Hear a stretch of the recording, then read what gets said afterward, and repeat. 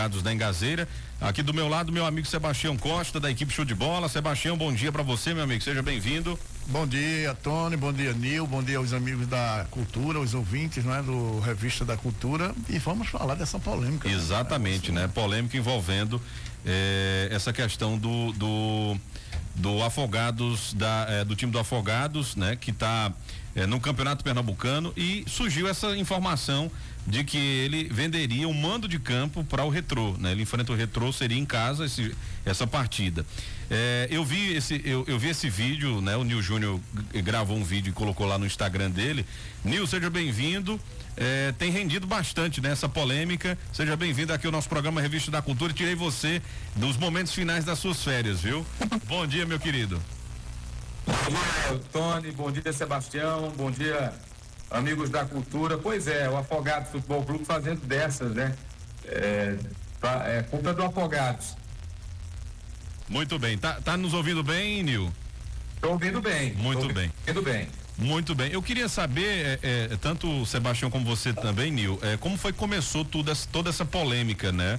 Envolvendo o Afogados, né? Que jogaria em casa, né? Com a sua torcida depois de jogar fora. E como foi que surgiu essa informação de que o presidente resolveu, então, fazer essa negociação, né? Com o Retrô para a venda desse mando de campo? Vamos lá. A questão foi a seguinte: o Afogados já tem uma tabela difícil. Todo mundo lembra, quem acompanha futebol, o Afogados Futebol Clube hoje é o principal representante da região.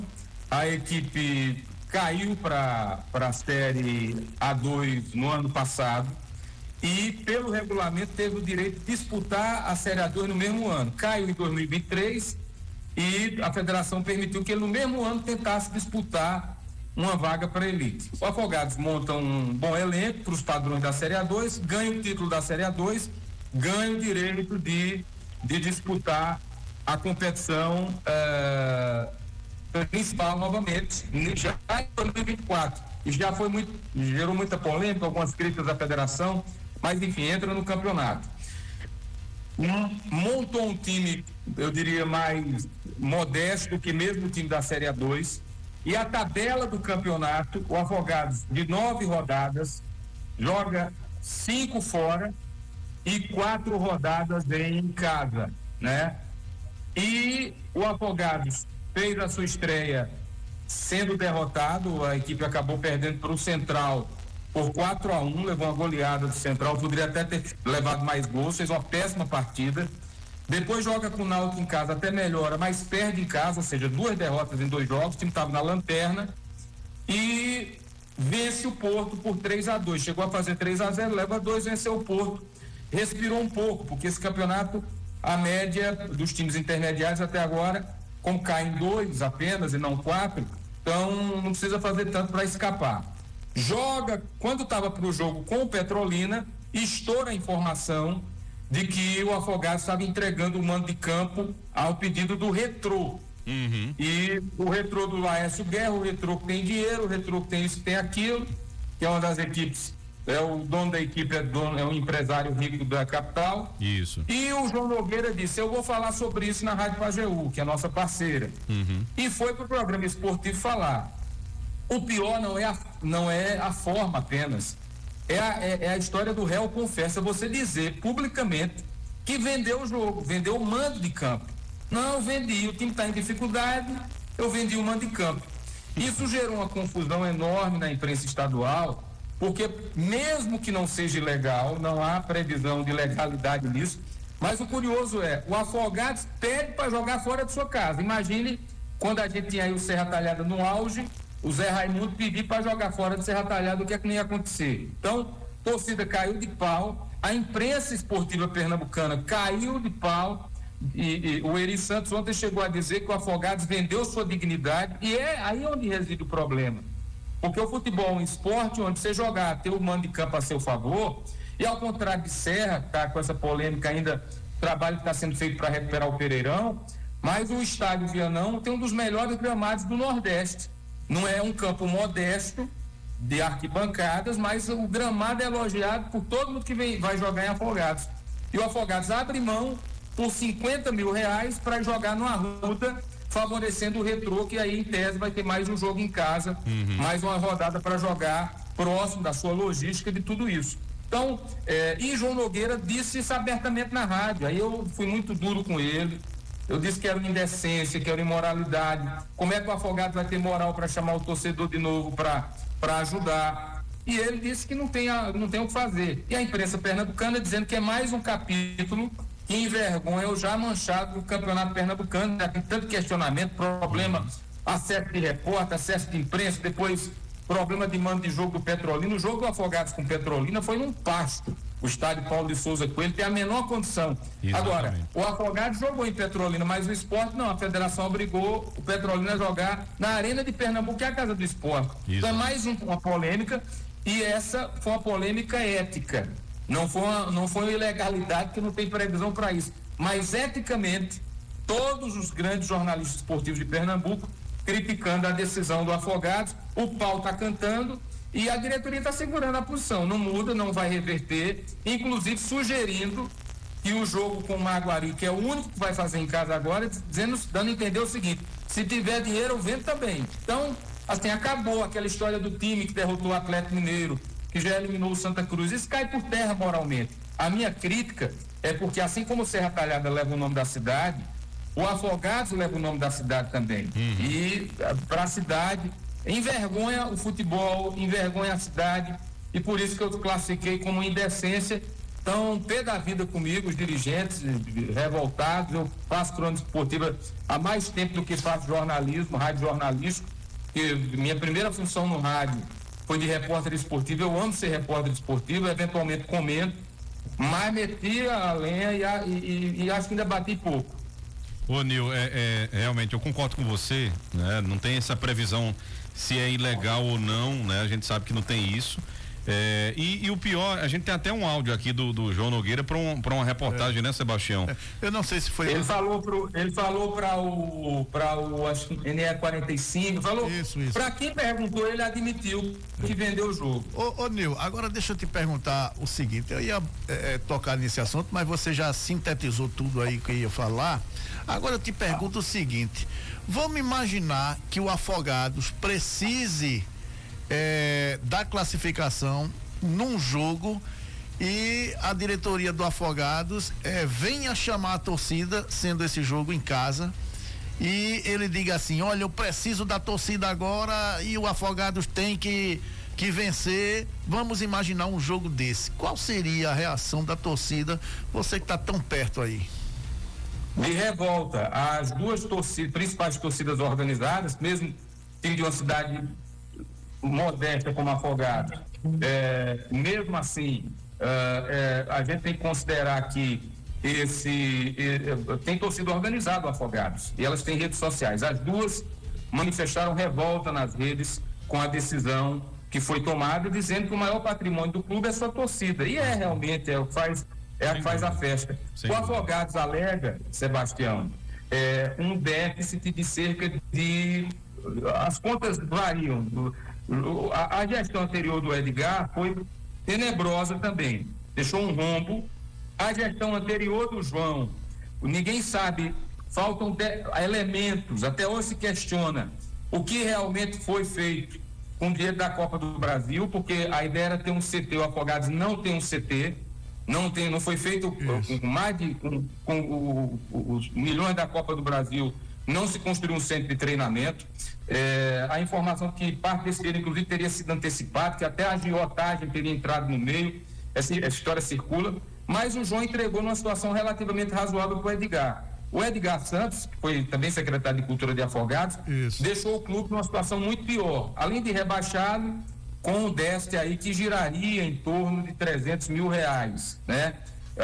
Podendo ser mais que isso. Então, o João Nogueira, quando assumiu, o João é um empresário, um servidor público federal, auditor fiscal, se não me engano. Então, ele sempre foi um presidente que tinha uma característica de antecipar dinheiro para o time se ir escapando, né? E depois recolher dos patrocinadores. Aparentemente, ele está dizendo que não vai fazer mais isso, porque ele admite que tem dinheiro em caixa para entrar, tem dinheiro da Prefeitura de Afogados, que tem dinheiro de alguns patrocinadores privados, mas que não, pela logística, não quer se dar o luxo de voltar para Afogados, porque ele faz um jogo com o Sport segunda, e poderia voltar para fazer o jogo dentro da torcida, e aí depois ele vai ter o Flamengo de Arco Verde, provavelmente em Belo Jardim. Então ele alega isso. Agora, se 50 mil reais resolvessem o problema do Afogados Futebol Clube, eu acharia vexatório, mas até engoliria. 50 reais não resolve o problema, muitas vezes, de um jogo do clube. Isso. O que tem de despesa, às vezes, logística, despesa de salário, toda sorte de problema. Então, a minha crítica reside nisso.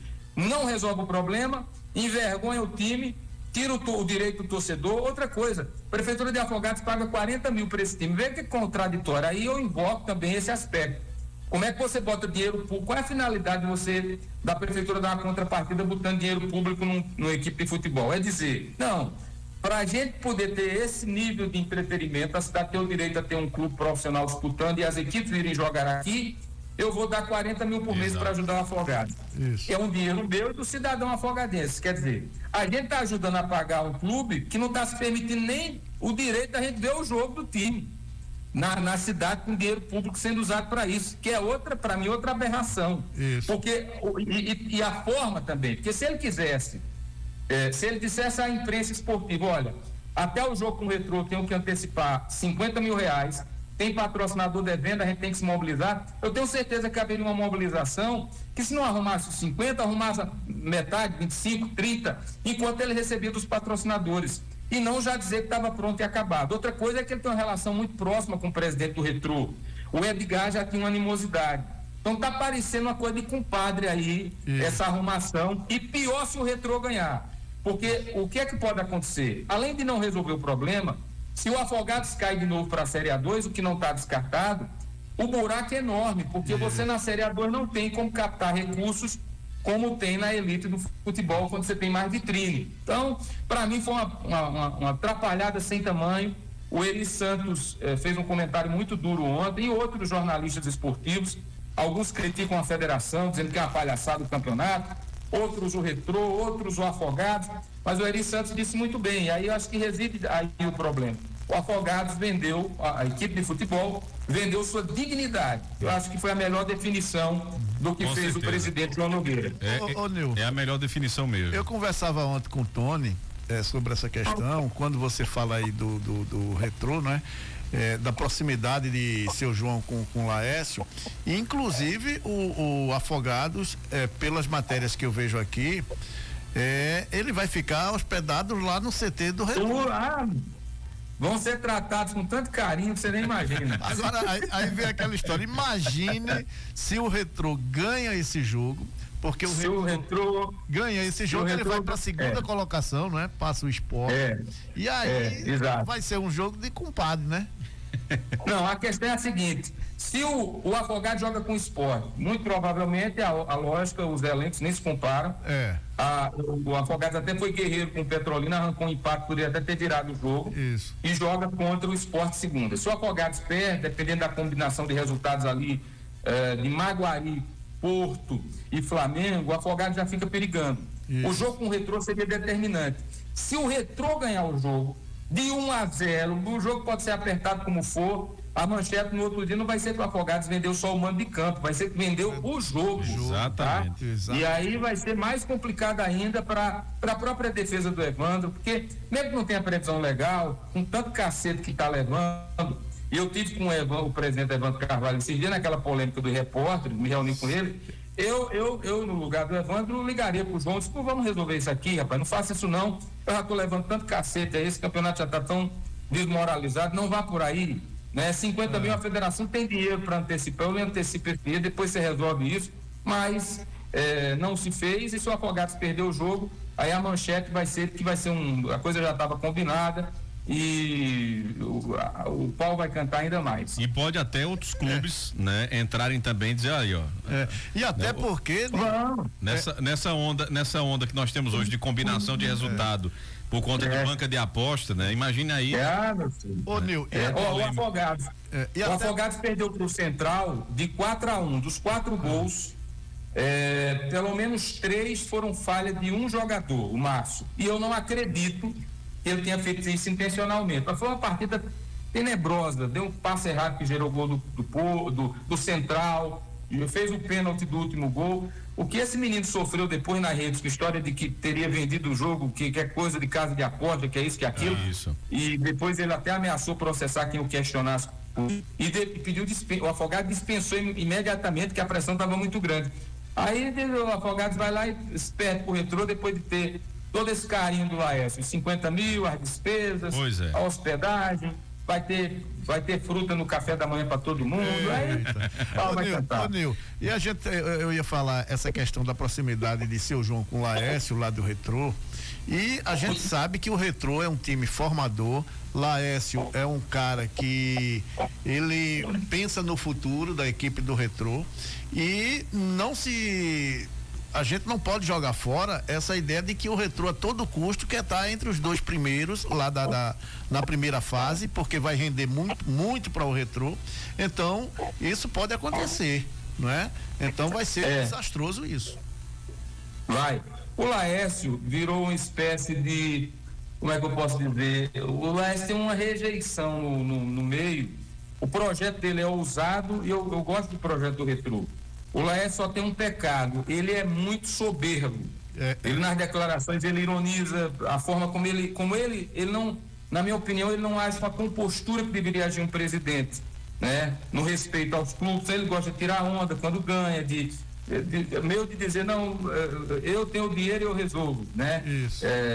E aí ele tem uma certa rejeição dos demais clubes por conta dessa postura. Mas no caso do Afogados, com o João Nogueira, ele acaba tendo um bom relacionamento. E por isso esse canal acabou sendo facilitado para essa negociação que está sendo tão questionada. É verdade. Meu amigo Nil Júnior, quero lhe agradecer demais pela sua participação, pela sua contribuição também. Você é um camarada. Eu queria só fazer uma pergunta. Uma pergunta a Nil, já que você teve com o Evandro. Rapaz, esse presidente da federação tem feito lambança. Eu não sei o que é que um repórter de campo de uma emissora de rádio vai atrapalhar a condução da partida. Eu não sei onde ele viu isso, né? Arrumar problema. Ele gosta de problema, pelo jeito, né? Então, Nil, eu fiz um comentário essa semana aqui na rádio, porque eu conheço a Federação Pernambucana de Futebol desde o último ano de Rubem Moreira.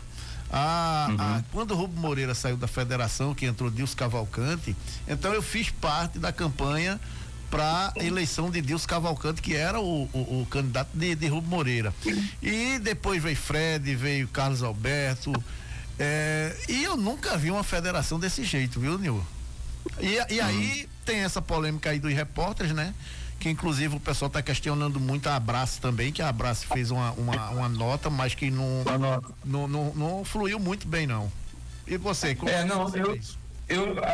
Nesse caso, porque o problema ali foi o fogo e a gasolina. O primeiro problema foi a proibição, e a proibição não foi só a proibição, foi a forma, porque Evandro tomou a decisão na terceira rodada, não tinha nada que gerasse essa medida intempestiva dele.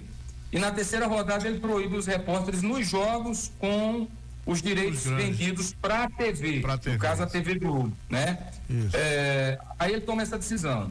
E no dia seguinte ele solta um artigo no jornal O Poder, que é do Zé Nivaldo Júnior, que eu conheço, jornalista, e ele diz que comemora a decisão e ainda desejando que prospere a ação do Atlético Paranaense, que foi aquela ação para a venda de direitos para o meio rádio, que transmite o futebol há mais de 100 anos. Não fosse isso, o futebol não teria, por exemplo, o futebol pernambucano deve muito ao rádio esportivo, para que o torcedor tenha identidade com os times daqui, não com os times do Sul. Foi o rádio que construiu essa imagem do futebol ao longo de mais de 100 anos. E aí Evandro solta um artigo violento daquele. A CERP reagiu com uma nota, e isso foi no domingo, e na segunda-feira, coincidentemente, eu tinha retornado de uma viagem de férias, estava no Recife, e juntamente com o advogado Edmilson Boa Viagem, que é presidente do CERTEP, articulamos uma reunião com o Evandro de emergência para fazê-lo ver que a decisão e principalmente o artigo eram absurdos. O que é que eu percebi na conversa, Sebastião? Sendo muito sincero, a decisão do presidente da federação cheira a revanchismo contra alguns poucos profissionais da capital pernambucana que ele aparenta ter rejeição, porque não aceita ser questionado por eles.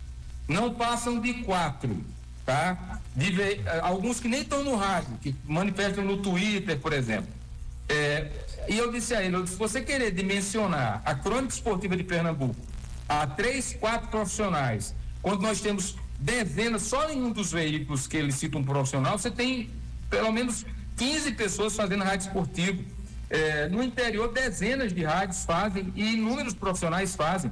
Então, ele não pode tomar uma decisão genérica considerando uma indisposição com 2 ou 3 profissionais. Tá irritado com o comentário, procura os caminhos de rebater. Tem a justiça, tem o direito de resposta, né?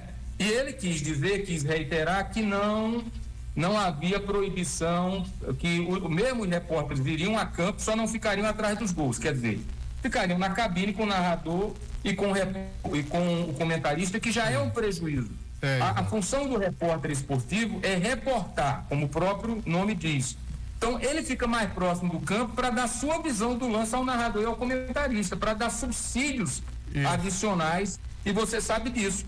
O narrador tem dúvida do lance, o que é que você viu aí embaixo, Sebastião? Exatamente. E aí o repórter vai, olha, para mim não foi pênalti, para mim foi aqui de cima. Não importa se ele tem imagem de TV depois, se ele não tem, mas essa é a função do repórter. E ele garantiu que os repórteres continuariam, inclusive, tendo acesso no pós-jogo, no pré-jogo, à chamada zona mista, para a entrevista dos jogadores. E garantiu que nos demais jogos, que são poucos jogos televisionados, não haveria nenhuma vedação e valia a regra que já estava valendo. Eu disse a ele, e o que nós dissemos numa nota que a SERP soltou, que mesmo essa posição dele, né, inclusive ele queria um detalhe para vocês, foi uma manhã que ele estava muito incomodado, que ele estava para tomar aquela decisão de torcida única, dizer, não, vamos ter que tomar, São Paulo reduziu a violência, não tem jeito, vai ter que ter torcida única, e depois, no meio da semana agora, os próprios clubes com STJ derrubaram essa decisão, e hoje mesmo tem Santa e Náutico que pode ter torcida mista. Eu alertei que mesmo essa decisão, né, dizer, não, mas o repórter vai ser alocado, ela é passível de questionamento jurídico. E a SERP ainda avalia.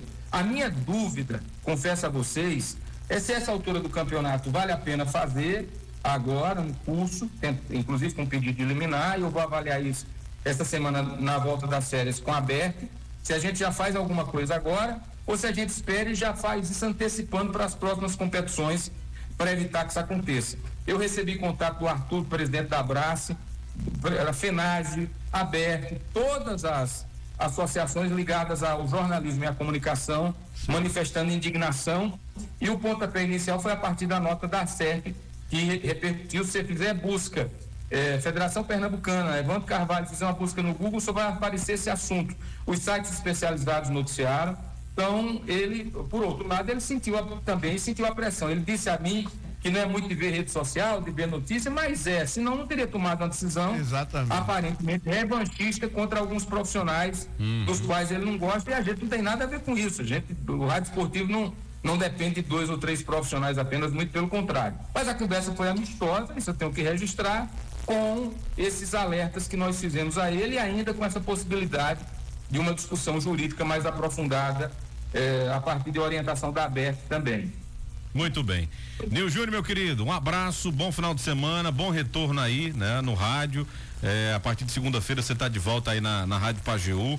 E, claro, seja bem-vindo novamente aos comentários, né, do dia, trazendo do Sertão Notícia.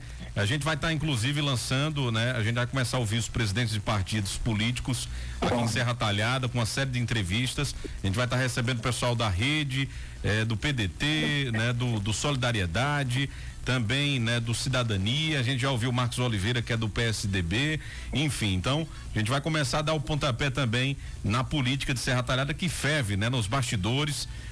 Tem aí a gente tá vendo a discussão agora dos grupos de WhatsApp, que acho que você deve ter percebido, julgamento das contas, né? Quarta-feira, Tribunal de Contas. De Luciano Duque, né? Então tem Tá? Tem muita gente arengando já nas redes sociais por conta do desfecho, né? Se o tribunal, se vai ser aprovado ou não, quando vem para a Câmara de Vereadores, né? Para votação, enfim. Então tem muita coisa pra gente comentar durante esse período da volta das suas férias, viu, meu amigo? Então até vai ter muito assunto. Vai ter muito assunto. E Luciano vai tentar de campo. Cortou aqui um pouquinho, Nil, como é? Repete. Eu estou dizendo, Luciano vai tentar fazer que nem um Afogado, vai tentar mudar o mando de campo dessa decisão. Muito bem. Nil Júnior, um abraço, bom final de semana, meu querido. Valeu, amigos, bom falar com vocês, bom fim de semana. Valeu, um abraço, tchau. Grande Nil Júnior, muito obrigado, nosso parceiro, um amigo, né, que o rádio nos deu. Um forte abraço para ele, comentando. Tem toda a